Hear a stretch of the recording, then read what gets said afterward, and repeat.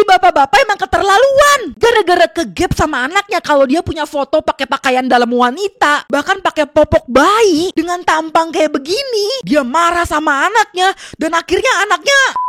Mark Redwine menikah dengan seorang wanita bernama Elaine Hatfield. Mereka dikaruniai 2 anak, yaitu Corey Redwine dan juga Dylan Redwine. Pada waktu itu, Mark dan juga Elaine itu memutuskan untuk bercerai dan akhirnya mereka pisah rumah tuh. Mark memilih untuk tinggal di sebuah tempat di Colorado yang jaraknya 6 jam dari tempat mereka awalnya bersama. 18 November 2012 adalah jadwalnya di mana Dylan itu mau mengunjungin papanya yang jaraknya 6 jam dan akhirnya dianterin mamanya lah sampai ke bandara dan di sana mereka salam perpisahan dan akhirnya Dylan terbang menggunakan pesawat. Pas sampai dijemputlah dia sama papanya yaitu Mark di Durango La Plata County Airport di Colorado. Di sana dia juga rencananya merayakan Thanksgiving nantinya bersama papanya. Kabarnya sebelum Dylan pergi, Dylan itu menunjukkan sebuah perdebatan dengan mamanya di mana dia bilang ke mamanya sebenarnya dia nggak mau pergi sama papanya karena di sana alasannya adalah tempatnya terpencil dan tidak banyak yang bisa dia lakukan di sana kegiatan. Makanya pas sampai Dylan ini kan selalu pegang HP, dia SMS ke mamanya, I'm arrived atau aku sampai, tapi dengan emot sedih di belakang. Menurut mamanya, Dylan ini adalah anak yang gadget banget di mana dia setiap kali pergerakannya dia kemana-kemana dia selalu SMS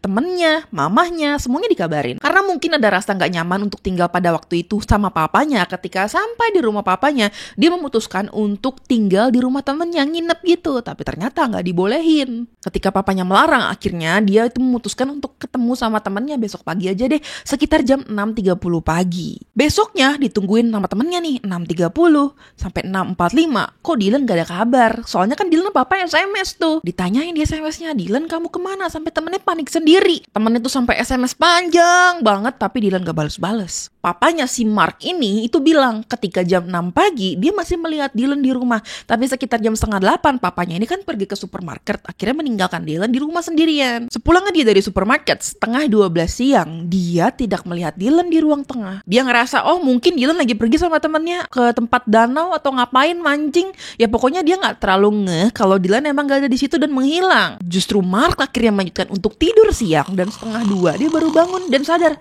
Dylan kok nggak ada nih sampai jam segini. Ketika Mark sadar ini ada yang aneh, akhirnya dia langsung pergi ke rumah teman-temannya Dylan dan juga pergi beberapa tempat yang biasanya katanya Dylan suka kunjungin tapi nggak ketemu juga. Dan barulah dia meng-SMS Elaine yang jaraknya 6 jam jauhnya dan dia tanya, kamu ada kabar nggak dari Dylan? Dia nggak ada. Mamanya justru bingung, loh Dylan kan sama kamu, kenapa kamu yang sekarang nanya ke aku? Dan kok bisa-bisanya, itu tanggung jawab kamu loh, kok dia bisa hilang? Di sini mamanya mulai mencurigai suaminya nih si Mark, dimana katanya memang Dylan semalam, itu sekitar jam 9.30an malam, itu SMS terakhir dia.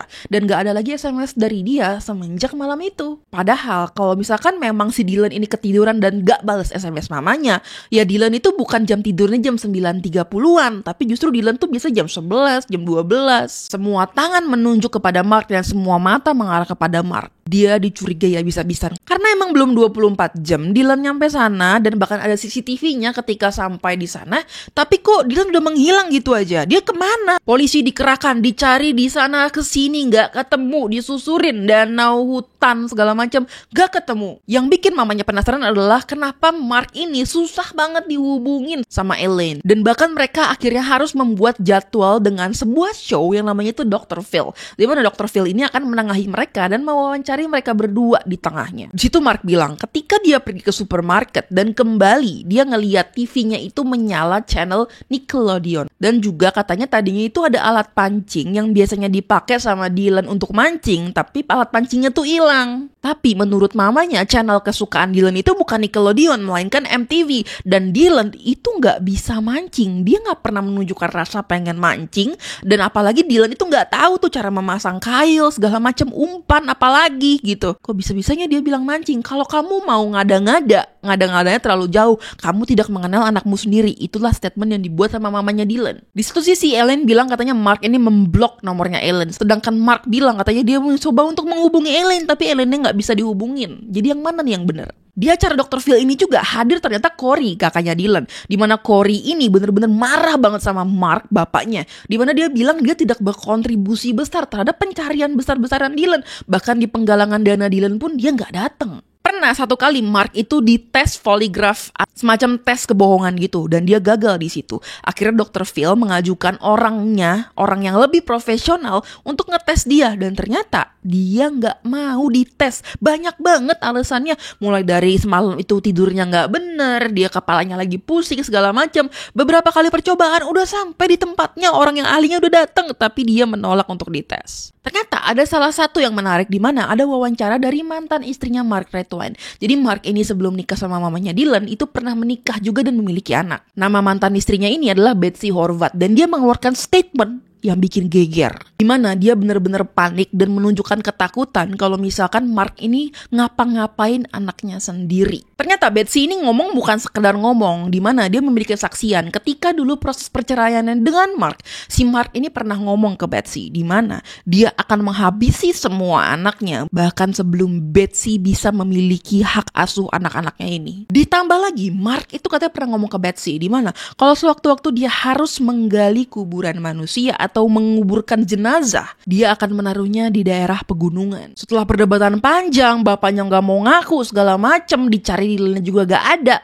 Akhirnya ada satu petunjuk yang mengarah kepada kebenaran. 27 Juni 2013, sebuah penemuan luar biasa ditemukan. Awalnya ada sepatu Air Jordan yang terlihat di CCTV, itulah yang terakhir kali Dylan pakai. Dilanjut, ternyata di area semi-semi pegunungan itu ditemukan juga tulang belulangnya yang ternyata dites itu adalah milik Dylan. Tapi ini nggak lengkap karena ternyata bagian tengkorak kepalanya itu hilang, guys. Digunakanlah anjing pelacak kepolisian nih, dan akhirnya ternyata temuan anjing ini terhadap tulang belulang yang ditemukan itu mirip sama penciuman yang dia temukan di area rumahnya bapaknya si Mark. Dimana ternyata anjing ini mencium aroma yang sama di bak mobil truknya si Mark. Lebih jauh di dalam rumahnya, ternyata di bagian ruang tamu ditemukan noda darah yang match banget dengan Dylan. Ada di beberapa tempat seperti sofa, lantai, ujung meja kopi, lantai di bawah karpet, dan juga di kursi. Sekitar 2 tahun dari ditemukannya tulang belulang ini, tepatnya di 1 November 2015, ternyata ada seorang pendaki gunung yang tidak sengaja menemukan sebuah tengkorak manusia. Dan dikonfirmasi itu adalah tengkoraknya Dylan, guys. Kalau tulang-tulang tadi itu berjarak sekitar 12 km dari rumahnya Mark, ternyata tengkorak ini ditemukan sekitar kurang dari 1 km